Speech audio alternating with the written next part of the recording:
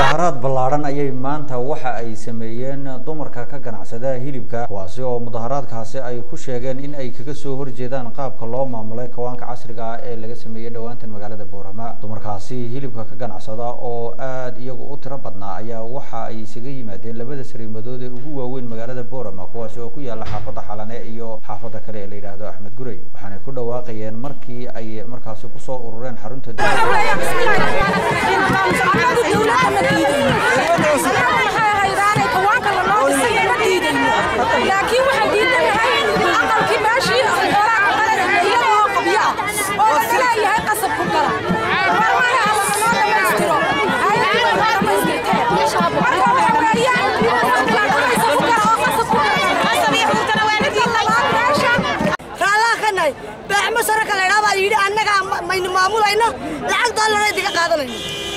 marka xabashadiinu maxay tahay ka cabayna baaxmo soo kale maayir oo isbarkan oo lacag doonaya masaakiinta dulmay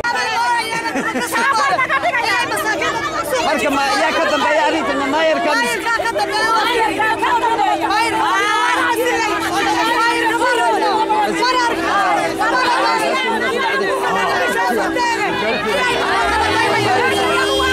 waxa uu ahaa mudaharaadkani kii ugu horeeyay ee noociisa kaasi oo ay kaga soo horjeedaan qaabka isagu kawaankaasi loo maamulay. arintana waxa ay ka dambeysay kadib markii ay ganacsatada iyo dawladda hoose isku waafaqeen in bishan afarteeda markaasi uu hawlgalo kawaankaasi casriga ah taasi oo ay sheegeen in markaasi qaab ka duwan sidii hore hilibka magaaladu ay isticmaalaysay loo maamuli doono. xasan ciise shabakada wararka Sal News Boorama.